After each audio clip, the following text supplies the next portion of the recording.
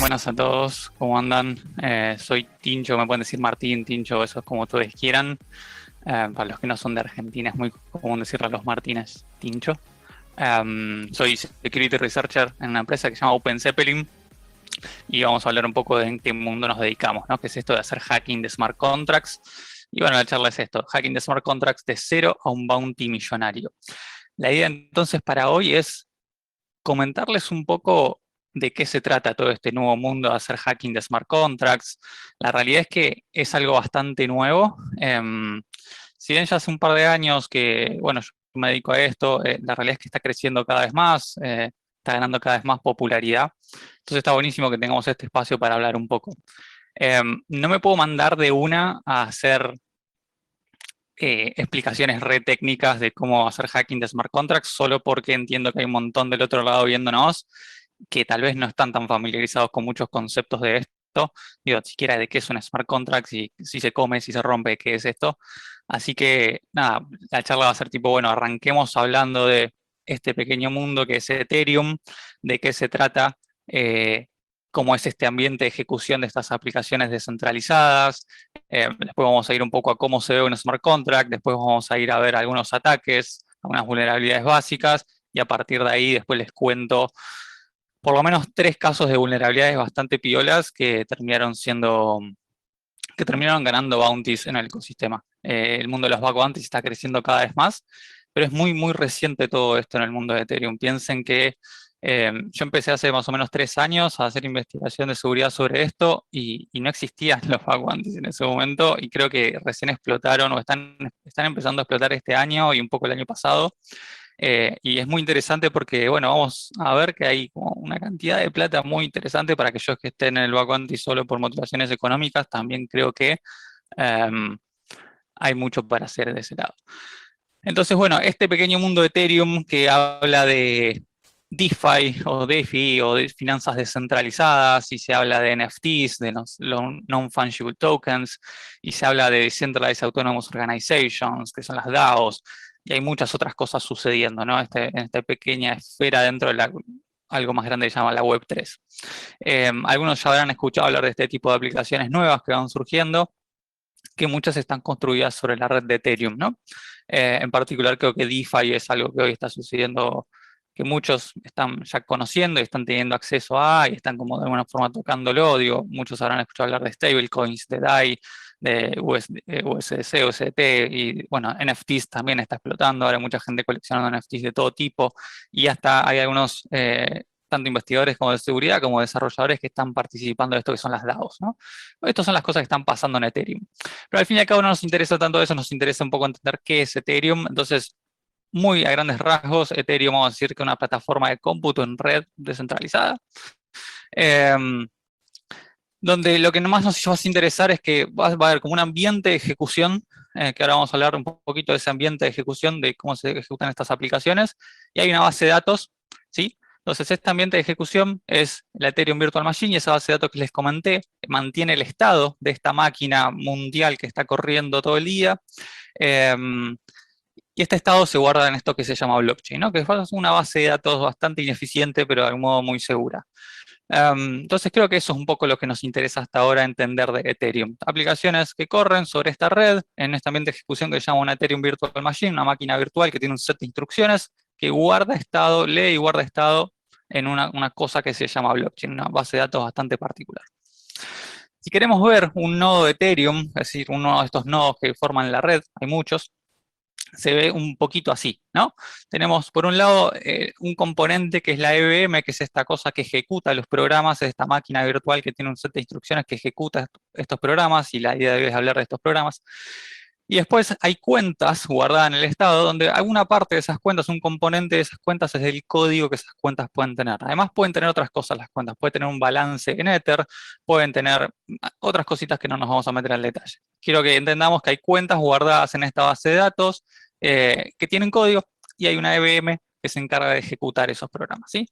Estos programas son esto que estamos hablando, smart contracts, ¿no? Contratos inteligentes. Es un nombre malísimo, bastante marketinero, y creo que hubiese sido mucho mejor para toda la industria si se hubiesen llamado tipo de otra forma. No sé, como Store Procedures o alguna cosa así. Pero decirle que son smart contracts, ya la gente piensa que hace cosas fantásticas y no son tan inteligentes al fin y al cabo. Pero bueno, este es el nombre que tenemos hoy, Smart Contracts y contratos inteligentes, ¿no? Que son una pieza de código, vamos a recapitular un poco, son una pieza de código entonces que corre en una máquina virtual que se llama EVM. Esta máquina virtual está ejecutándose en nodos de una red descentralizada, es decir, que no hay un punto central y como una autoridad dentro de esta red, una red horizontal de nodos. Estos smart contracts tienen la capacidad de leer y escribir datos en una blockchain pública, ¿sí? Que es la blockchain que está por abajo de Ethereum. Manejan mucha plata de forma nativa. Absurda cantidad de plata, si me preguntas a mí. Y están escritos en un lenguaje que se llama Solidity. O sea, Solidity es el lenguaje de alto nivel. Solidity se compila, se genera un bytecode y ese bytecode se deploya en las cuentas estas de Ethereum. O sea, hay otros lenguajes de programación de smart contracts, pero creo que el 90% o arriba del 90% debe estar programados hoy en Solidity. Entonces acá tenemos varias características interesantes, pero digo, hay tres que son muy interesantes. Digo, hay piezas de código que son públicas, que están en una blockchain pública, cualquiera puede leerlas, cualquiera puede acceder, cualquiera puede llamarlas con cualquier tipo de parámetros, y manejan absurda cantidad de plata. Entonces digo, ya hay cosas interesantes que seguro pueden suceder, ¿no? Como toda pieza de código, seguro se rompe, seguro tiene vulnerabilidades, y seguro se puede hacer algo con esto. Si a eso le sumamos una capa de que cualquiera lo puede ver, cualquiera lo puede llamar, cualquiera puede ejecutar sus funciones con cualquier tipo de parámetro. A eso le ejecutamos otra capa más de manejan una absurda cantidad de plata de forma nativa. Y si quieren podemos seguir tipo, estos contratos son inmutables, o sea que es código que se deploya y una vez que se deploya no se puede tocar. O sea, si hay un bug, hay que hacer como un tejimaneje para poder resolver ese bug. Entonces ya tenemos como un cierto ambiente, una cierta conjunto de características que hace que esto sea bastante sensible y empieza a explicar un poco por qué hay tantos hacks que están sucediendo de millones de dólares todos los días en Ethereum. Y es por eso que empiezan a aparecer estos programas de Vaguantis cada vez más y que están ofreciendo tanta plata. Y vamos a hablar un poco de eso más adelante. Entonces, si quieren entender Solidity, no vamos a entrar en el detalle de cómo se programa un contrato, pero entiendan que si queremos hacer seguridad sobre smart contracts, lo que estamos hablando es básicamente como un assessment white box, donde vamos a tener que ir a leer código. Si vamos a leer código smart contracts, estas aplicaciones descentralizadas, en un lenguaje que se llama Solidity, un lenguaje de alto nivel que lo tienen ahí en la pantalla, que es muy parecido, tipo, no sé, a un lenguaje tipo orientado a objetos, no sé, como un Java o una cosa así. La sintaxis tal vez un poquito parecida y hasta ahí, nada más. Pero para que se den una idea, ¿no? Pueden empezar un contrato como una clase, las variables de estado de los contratos como atributos y las funciones de los contratos como métodos, ¿no? Una cosa así, un paralelismo medio bastante liviano. Si queremos irnos a un poquito cosas más avanzadas, con los contratos vamos a ver cosas así. Vamos a ver que tienen generalmente, por ejemplo, balances en su estado. Podemos tener constructores que setean cuánta es la cantidad, por ejemplo, de tokens que tiene ese contrato guardados. Y tenemos funciones, que hay, por ejemplo, una función pública que dice transfer, donde lo que va a hacer es como hacer un swap de balances, ¿no? No me voy a meter demasiado al detalle de cómo funciona, pero es para que se vayan familiarizando con la sintaxis de la cosa que vamos a ver cómo se rompe más adelante. Entonces, un contrato muy simple, se puede ver algo así. Para los que estén más familiarizados, esto es como una versión muy simplificada de un estándar que se llama ERC20. Si alguna vez escucharon hablar de DAI, DAI es un contrato que es un token, que sigue un estándar, una especificación, es decir, un conjunto de funciones que tiene que implementar en su interfaz pública. Y esto es como una versión muy simplificada de eso. Hay una función que nos permite, por ejemplo, transferir tokens, ¿no? Como hacer un swap de balances entre cuentas en este caso. Y ahí hay como una sintaxis interesante que tiene Solidity para hacer estas cosas. Un paso más adelante y hablando de DAI, como vamos complejizando un poquito más la cuestión, acá tiene un snippet, lo fui recortando, tiene algunas cositas que le saqué, pero para que entiendan cómo se ve el código Solidity un poco más complejo y a poquito entendiendo de qué se trata esto. Esto que ven acá es código que saqué de código verificado, un explorador de la blockchain de Ethereum, cualquiera puede entrar y ver los códigos. Entonces vos podés ir a un explorador, por ejemplo, uno que se llama Etherscan, y entras ahí y ves los contratos, el código público de ese contrato, y lo puedes agarrar, te lo bajas a tu mente local y lo empezás a leer para encontrar vulnerabilidades ahí. Entonces, si vas al código de DAI, vas a encontrar algo como esto. Vas a encontrar, digo, ya vamos incrementando la complejidad. En el caso de AI es particular porque la sintaxis es un poco fea y los nombres de las variables no son tan amigables. Pero bueno, se van dando cuenta de este tipo de cosas y fundamentalmente lo quiero recalcar ahora en este punto es de vuelta. Uno puede ir a los addresses donde están deployados, es decir, como la dirección donde está deployado este servicio, que es este smart contract, se puede bajar el código, es público, está ahí, está en la blockchain, todo se ve en la blockchain, en la blockchain de Ethereum al menos, una red pública, y bueno, te lo bajas a tu máquina y lo puedes, digo, leer línea por línea exactamente cómo funciona. Y es código inmutable y sabes que va a funcionar así. Entonces, un poco hacer seguridad en smart contracts. Si ustedes van a empezar a hacer backwanties en smart contracts, tienen que empezar a lidiar con este tipo de cosas. Tienen que saber agarrar código, bajárselo a su computadora y tener la capacidad de leer código, ¿no? Tal vez en otras ramas de la seguridad informática nos podemos encontrar que no hace tanta falta conocer de lenguajes de programación. En el caso, si vamos a hacer smart contracts, por ahora hay que saber un poco de programación porque se van a encontrar con estas cosas mucho.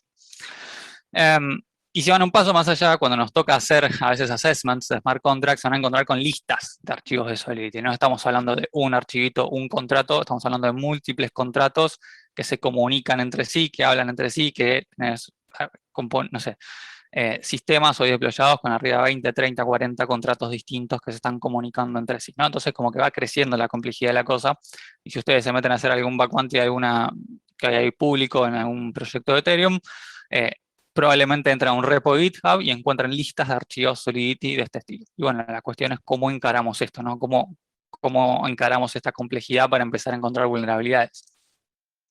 Pero antes de meternos a eso, veamos qué significa atacar un contrato, ¿no? Porque estamos hablando de código, entonces parece que no tiene demasiado sentido. Bueno, ¿cómo un atacante podría pensar esto?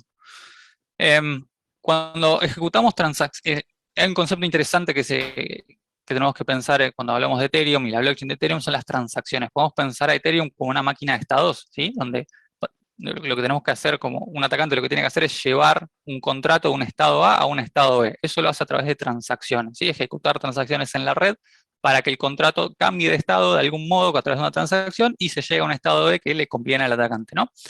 Y a veces los ataques no se dan en una única transacción, sino que se dan en varias. Entonces, como atacantes, uno tiene que encontrar un flujo de transacciones que te lleve al estado deseado.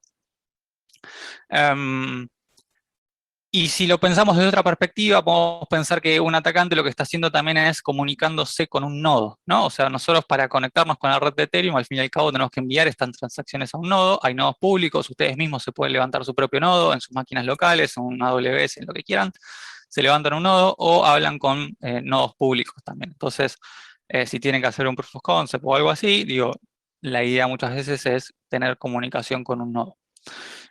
Y se ve algo así, ¿no? Nosotros como desde afuera, con nuestros scripts, que vamos a ver algo de eso, encontramos una vulnerabilidad y bueno, a partir de ahí tenemos que comunicarnos con un nodo a veces local para tener un ambiente de testing local y poder enviar transacciones y demostrar un ataque si tenemos que hacer un reporte en Backbounty o algo así. ¿Cómo se ve esto? A veces también vamos a una perspectiva más. Generalmente lo que encontramos es un contrato que tiene una falla, ¿sí? Entonces, cuando tenemos un contrato con una falla, ok, le enviamos una transacción. A veces con una única transacción, pum, listo, alcanza para poder demostrar una vulnerabilidad.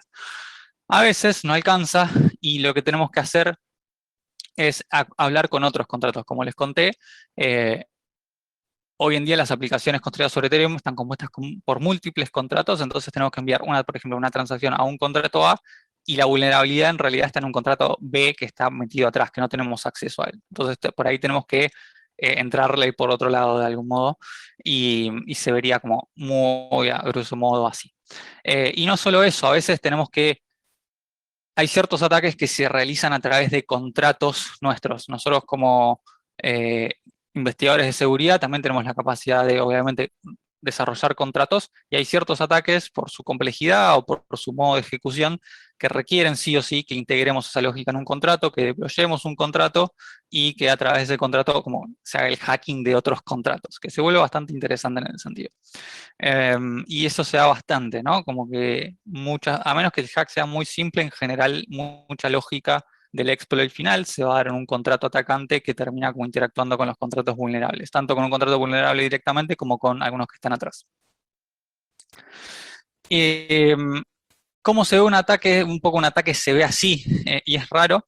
Lo sé, no quiero que entiendan todo línea por línea lo que está pasando acá, pero lo que les quiero mostrar con esto es todas las transacciones en Ethereum son públicas. Eso quiere decir que cuando se ocurre un exploit en mainnet y se roban 10 millones de dólares, podemos ir y podemos ver todas las transacciones. Y esto es un explorador de transacciones que les estoy mostrando acá un screenshot, donde línea por línea podemos ir viendo todo como el execution trace de la transacción y podemos ver exactamente todo lo que sucedió. Eh, Eso es público y eso lo puede ver cualquiera, lo puede ver cualquiera desde principiantes hasta muy avanzados y podemos aprender un montón así, porque es como que todo es transparente y podemos ver exactamente cómo se dan los exploits, que me parece algo muy interesante que tal vez en otro mundo de seguridad informática no se ve tanto.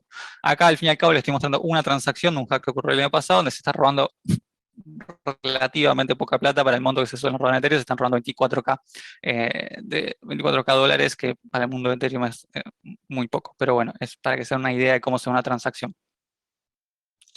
¿Qué tipos de ataques hay? A ver, hay un montón de tipos de ataques y acá encontré hay un gráfico que, digo, no estoy tan de acuerdo con este gráfico, si vamos a los detalles, pero creo que para empezar a entender un poco tiene sentido y nos vamos a ir metiendo más en algunos ejemplos más adelante.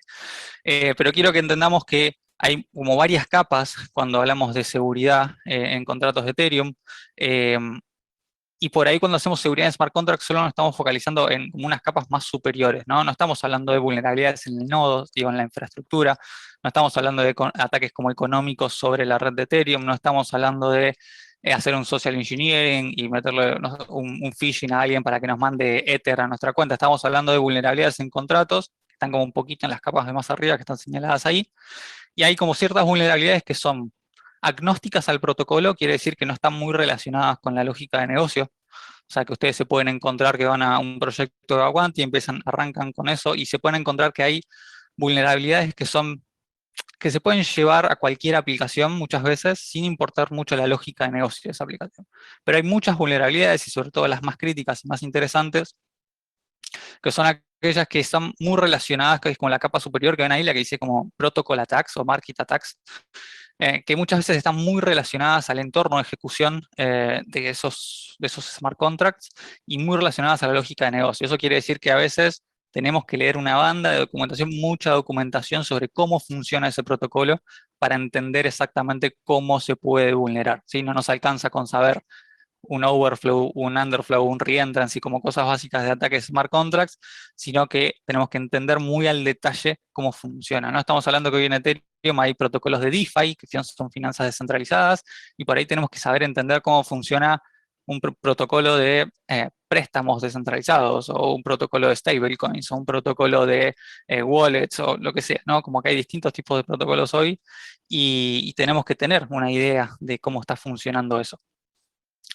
Entonces, ¿por dónde empiezo a mirar? Y vamos a ver algunos ejemplos muy rápido. Si quieren empezar con cosas muy básicas, hay cosas ya publicadas, hay cosas sobre estos ataques, estas vulnerabilidades como agnósticas que les decía recién a los protocolos.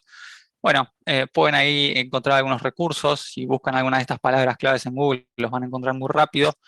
Si quieren, después al final vamos a hablar un poquito de estos ETFs, unos Eternaut y otros de Vulnerable DeFi, que ahí está bueno como para hacer unos wargames, que van a poder empezar a aprender cómo se hackean smart contracts y poder llevar un poco eso si empiezan a hacer vacantes en esta industria. ¿Por dónde sigo mirando una vez que como que me sé estos basics y los pueden leer un poco más a los basics y después les voy a compartir recursos al respecto? Hay cosas bastante más avanzadas que podemos empezar a mirar. Entonces, si van a empezar a mirar un contrato, probablemente quieran empezar por lugares donde estos contratos manejan depósitos o retiros de tokens y de Ether, que es fundamentalmente por donde va a entrar o salir la plata de un contrato. Las llamadas externas que hacen los contratos suelen ser vulnerables, o suelen ser peligrosas, no vulnerables, pero muy peligrosas. Van a encontrar lógica muy complicada de seguir, van a encontrar como cosas que los programadores, si alguien está acostumbrado a hacer assessments white box, me va a saber entender que a veces como que se siente un olor a vulnerabilidad porque hay lógica muy compleja que es difícil de seguir, ¿no? Hay llamadas de bajo nivel, assembly, como que generalmente en esas cosas eh, pueden suceder vulnerabilidades. Si queremos ir un paso más allá todavía, podemos empezar a hablar de interacciones con dependencias externas, tipo cuando, no me voy a meter al detalle que son estas cosas, ¿no? Porque tal vez muchos no nos va a dar tiempo para explicar todo, pero bueno, cuando un protocolo interactúa con otro, probablemente en esa interacción, en esas interfaces, puede haber sutilezas que los desarrolladores no tuvieron en cuenta y se pueden explotar. Hoy en día hay mucho lo que se llaman puentes entre distintas redes, entre Ethereum y otras redes, y en esos puentes, que es una infraestructura bastante nueva, que básicamente nadie sabe hoy exactamente cómo hacer, hay mucha improvisación y ahí también se van a encontrar bastantes vulnerabilidades. Y después hay muchas dinámicas que van apareciendo en los smart contracts, que es algo que va sucediendo todas las semanas, siempre hay un protocolo nuevo, una forma nueva, algo distinto para hacer, para entender. Y el año pasado fundamentalmente apareció algo que se llama flash loans, donde uno puede tomar un préstamo de dinero a través de un smart contract y devolverlo en la misma transacción. Entonces vos podés tener en una transacción, poder ser como un multimillonario, siempre y cuando esa plata la devuelvas en la misma transacción. Es como una mecánica bastante interesante y nativa a cómo funcionan los smart contracts. Y van apareciendo otros escenarios, que algunos están listados ahí, como front running, back running, hay como escenarios de ataques económicos, a alguien le interesa como la pata un poco de la lógica de negocio y ataques en el diseño económico, incentivos de un sistema, también hay como infinito para hacer en ese caso.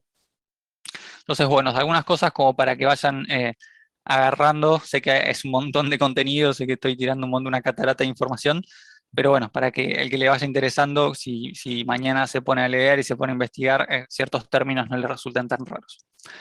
Entonces vamos a ver tres casos de tres bounties distintos. Y vamos a empezar por alguno más básico y después vamos a ir incrementando en complejidad. Y estos son tres ejemplos de algo que está, digo, es todas las semanas, ¿no? Es realmente todas las semanas, tanto como Black Hats que se la pegan en Mainnet y se roban millones, como también White Hats que rescatan cosas, tanto haciendo White Hats afuera de Vacuantis como dentro de Vacuantis, cada vez se da más. Y nada, espero que con estos ejemplos un poco interesarlos cada vez más en la temática. Vamos a ver, tal vez no lleguemos a esto tan avanzado en estos ejemplos. Los que traje son, o ni siquiera estos, tal vez vamos a ver algunos. Los que traje son, de vuelta, tres de muchos que suceden por semana. Y, y bueno, la idea es eso, ir interesándolos y ir entendiendo cómo se dan estos tipos de ataques sobre smart contracts y ver cuánto pagan hoy en día los bug bounties de smart contracts. Entonces, vamos a empezar por el primero, eh, que era en un proyecto, fue en un proyecto que se llama, o se llamaba, no sé si sigue existiendo, así, 88 MyPellour, y básicamente, y este es el más básico, y es para que se den una idea de, a veces hasta con cosas muy simples, de errores muy simples de desarrolladores, uno puede encontrar vulnerabilidades tremendas con muchísimos fondos en riesgo. Entonces, alguno que ya está más metido me va a decir, che, Tincho, pero esto es simplísimo. Te voy a decir, sí, es simplísimo, pero por el otro lado, eh, da una idea de a veces en qué estado está la inseguridad de smart contracts.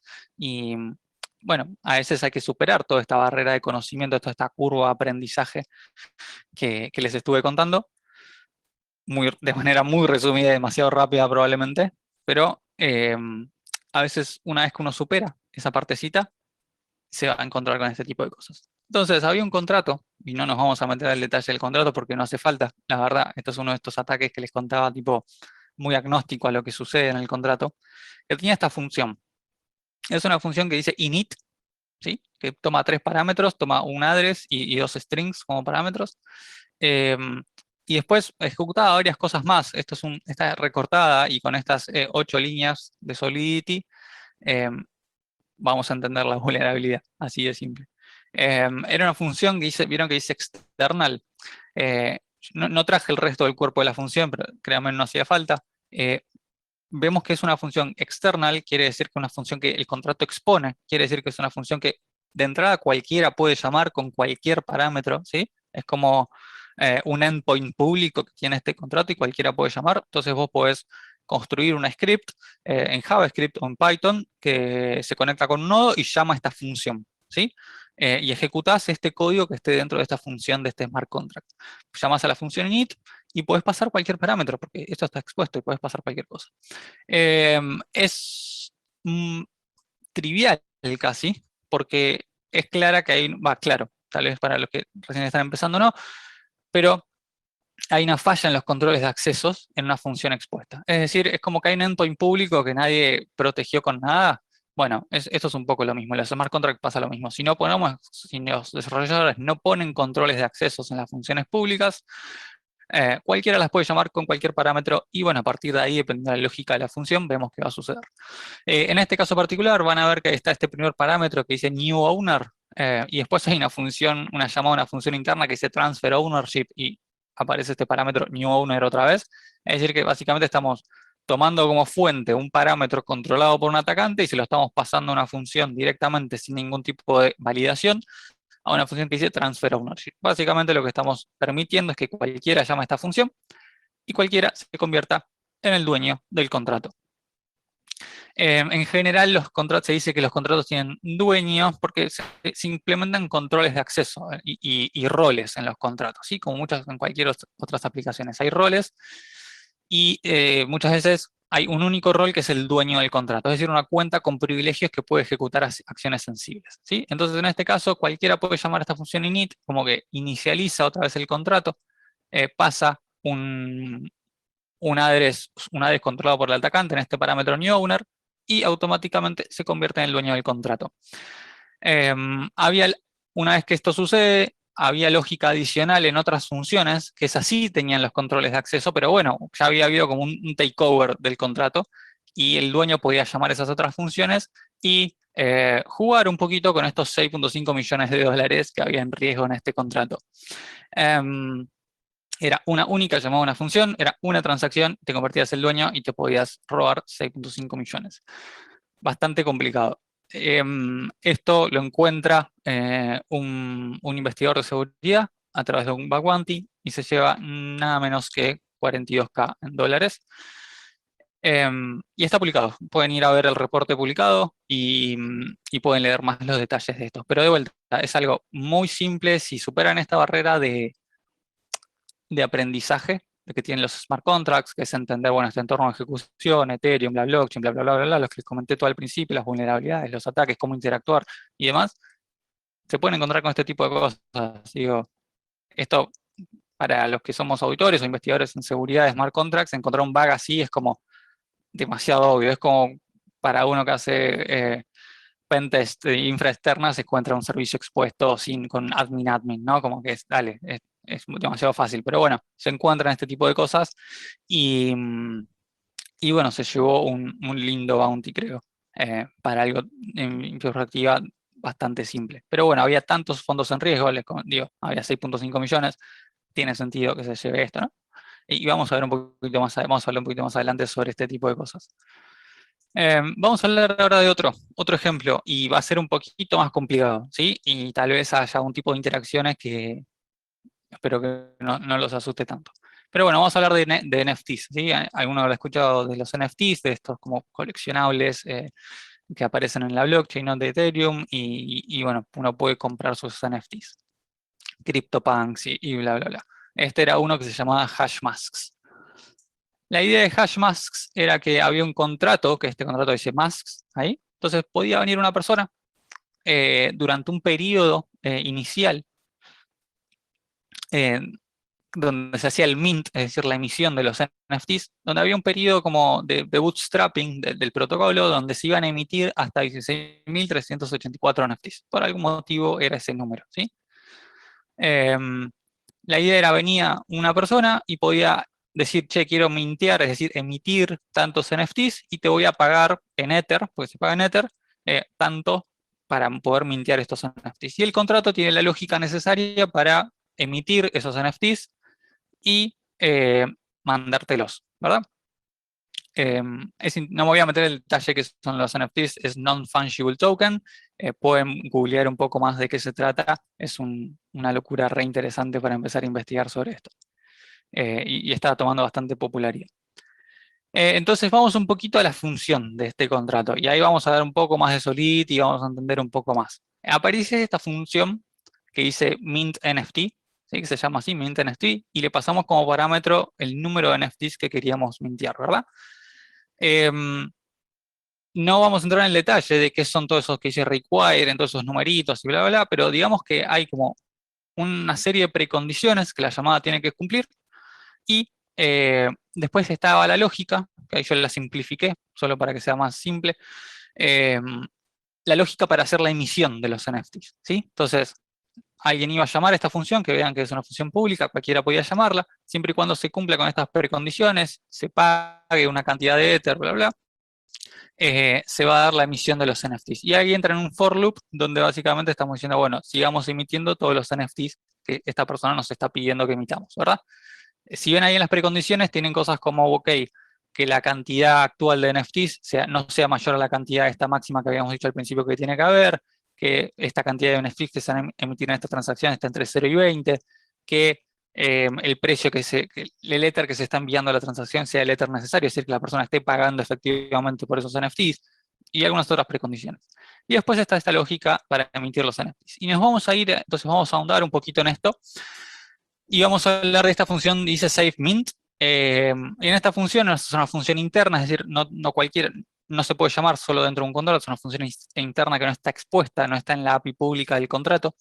Y ahí internamente de vuelta tenemos una llamada a una función interna que dice mint y una función interna que dice check on ERC721 receive. Por algún motivo, este estándar, cuando se mintean NFTs, se da esta llamada a esta función check on ERC721 receive, ¿sí? Entonces lo que sucede, vamos un poco más al detalle, esta es otra función, fíjense que ya es privada, es como, no, estamos bastante profundos metidos en la lógica del contrato, no vamos a entrar en el detalle, pero sí entender que acá lo que está sucediendo es una llamada externa a un contrato potencialmente malicioso. En eso que está como resaltado ahí, lo que está pasando ahí es, esta persona puede llamar a esta función de mint NFT, y cuando la lógica interna va recorriendo todo como el hilo de ejecución, llega a este punto donde se ejecuta una llamada externa a un contrato potencialmente malicioso, porque es básicamente a la persona que llamó a la persona, a la cuenta que llamó a este contrato, ¿sí? Eso se da porque el estándar de los NFTs especifica que esa lógica se tiene que hacer de ese modo. Esto se llama como un hook que tiene el estándar del NFT, que es este 721. Entonces, para que nos quedemos un poco con eso, es tipo, ok, hay una llamada externa a un contrato potencialmente malicioso que se da luego de la ejecución de esta función. ¿Qué puede hacer un atacante con esto? Simplificándolo, es básicamente tener un contrato atacante. Vieron que les conté anteriormente que un atacante puede tener contratos atacantes. Bueno, esto se hace con un contrato atacante. Entonces hay un contrato atacante que es controlado por una cuenta de un atacante, obviamente, que puede llamar esta función de mint NFTs, y al final, cuando se llega a esto que les conté antes, esta llamada externa, el atacante puede hacer que el contrato víctima lo vuelva a llamar al atacante. El contrato atacante pasa a tener otra vez el hilo de ejecución, puede ejecutar código arbitrario y vuelve a reentrar en esta llamada mint NFT. Y así sucesivamente, muchas veces, y eso es como algo que se llama un ataque de reentrancy en los smart contracts. Apenas empiezan a leer sobre seguridad de smart contracts, lo primero, lo segundo que van a leer es ataques de reentrancy. Va a ser una llamada reentrante, es decir, empieza el atacante llamando a un contrato víctima, el contrato víctima termina llamando otra vez al contrato del atacante, y eso entra en un loop, y a través de esa lógica el atacante puede ejecutar cosas interesantes. En el caso de este particular, si este ataque se hubiese dado cuando faltaban todavía 20 NFTs por mintearse, por una serie de motivos que estaban más como metidos en la lógica de negocio, lo que puede hacer el atacante entonces es llamar, cuando falten 20, llama para mintear a 20, y el contrato víctima lo vuelve a llamar, y ahí lo vuelve a llamar para que mintee 19, y ahí para que se va dando este círculo, entonces mintea 20, 19, 18, 17, 16, y solo faltaban 20, pero como sea este ataque de reentrancy y el contrato víctima no tenía la lógica, como en estas precondiciones que les mostré acá, no tenía una lógica necesaria para que esto se evite, el contrato atacante termina ejecutando esta lógica de llamadas reentrantes. En una única transacción se da esto, y el impacto es que en teoría con este ataque se podían emitir 210 NFT más, pero en la práctica era un poco menos porque hay ciertas limitaciones de las transacciones en la red de Ethereum y cómo se mete eso en los bloques de la blockchain, y hay una cosa que se llama gas, que no me voy a meter en el detalle qué es, y estaba limitado en la práctica, como teóricamente había un cierto impacto, pero en la práctica era bastante más bajo el likelihood de que esto sucediera. Pero bueno, el researcher que termina encontrando y reportando esto se lleva 12.5K. Entonces no está tan mal, ¿no? Y vamos al último, porque esta charla se llamaba a un bounty millonario, de cero a un bounty millonario. Empezamos de cero y no hablamos del bounty millonario, entonces hablemos ahora del bounty millonario. Esto sucedió en un protocolo que se llama SushiSwap. Tenían un nuevo componente que era esto de Initial SushiSwap Offering, whatever that is. Esta función expuesta en un contrato, ¿verdad? Dice commit ETH. Quiere decir que había una subasta en este contrato y la gente podía enviar Ether a través de esta función que es pública y podías depositar Ether como para participar en la subasta, ¿no? Era un action, entonces vos podías decir, che, comiteo tanto Ether en esta subasta. Más allá de los detalles y de la sintaxis de Solidity y lo que está sucediendo exactamente acá, high level podemos decir que está haciendo tres cosas. La primera es calcular, dice cuánto Ether de todo el Ether enviado puede ser depositado, ¿sí? Es decir, uno envía una cierta cantidad de Ether y el contrato primero se fijaba, ok, de todo lo que me estás mandando, ¿cuánto realmente me puedes depositar? Le mandas 100. ¿Se pueden depositar los 100 o capaz se podía depositar menos que eso?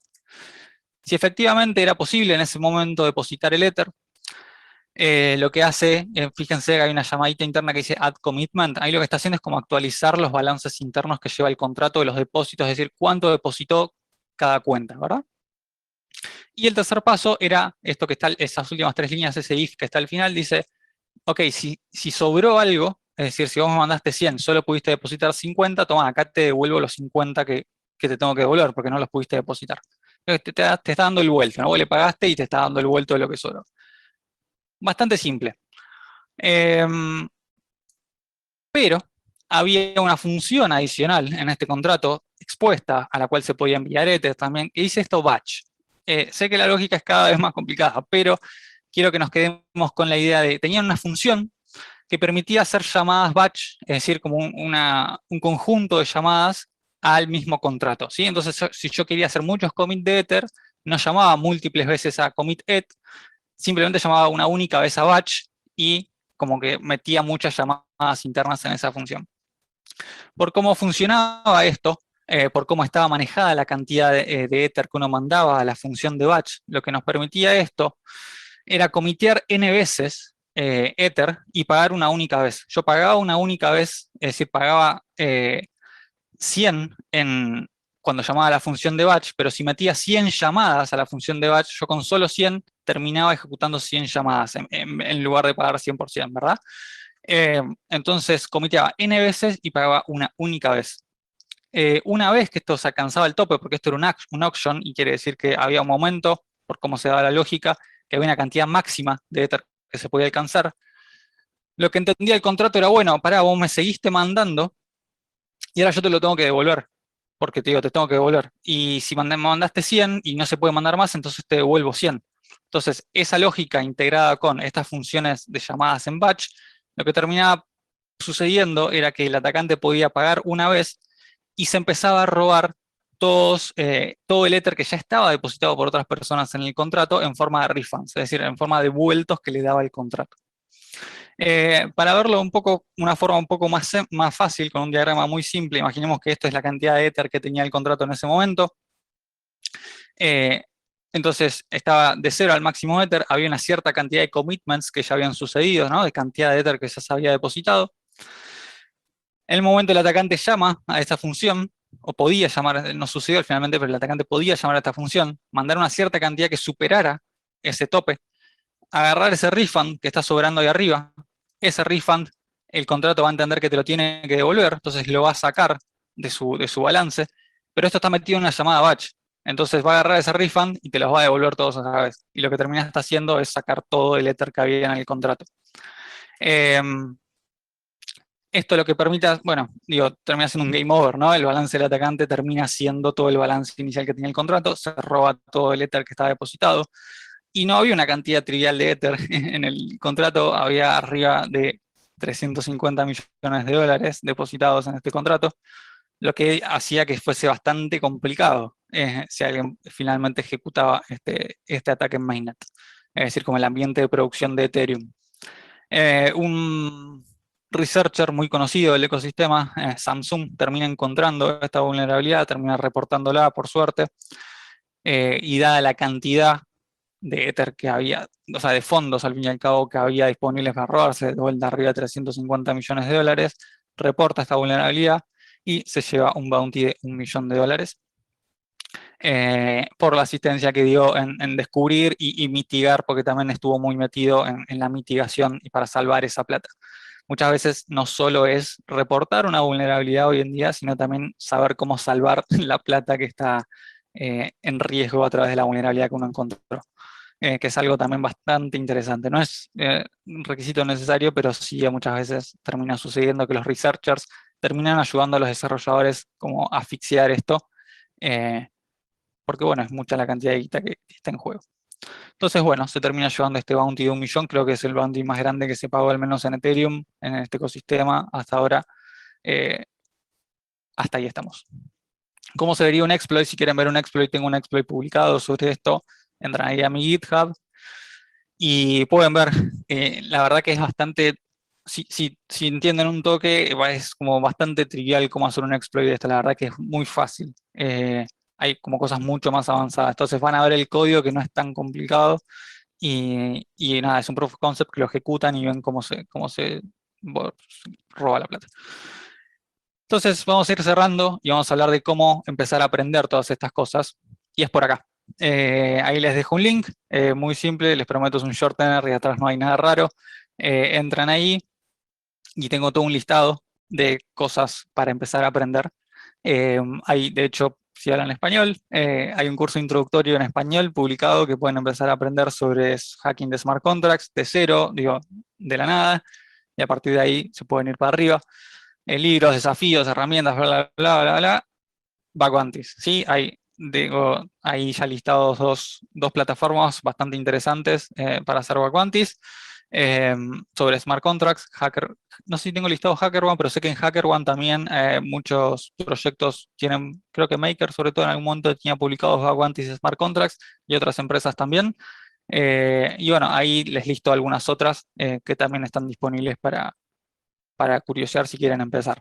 Y bueno, ahí hay un montón de recursos y tools y demás para empezar a hablar para empezar a aprender sobre smart contracts. De vuelta, ojalá que esta charla sirva un poco para entusiasmarlos con la idea. Sé que la curva de aprendizaje puede ser un poco más compleja y no es tecnología con la que estamos expuestos todos los días. Pero bueno, me parece que hay un montón para hacer, hay un montón de lugar para crecer. Los backend están recién empezando y creo que esto que les muestro hoy es la punta del iceberg de una cosa mucho más grande que va a suceder en los próximos años respecto a esto. Así que me parece como un momento re interesante para empezarse a dedicar a este tipo de cosas y aprender que, bueno, están esos incentivos económicos también para el que le interese de empezar a jugar con esto. Así que eso es todo, vamos terminando acá. Ahí tienen mi contacto en Twitter, Tincho Bate. Tienen ahí un foro donde pueden participar también si tienen algunas preguntas o demás. Me escriben un DM o postean en el foro de Open Zeppelin y podemos charlar también por ahí. Pero bueno, me escriben por Twitter y seguro podemos charlar más sobre esto si les interesa. Así que ahora nada, abrimos a preguntas, a comentarios y eso es todo. Muchísimas gracias.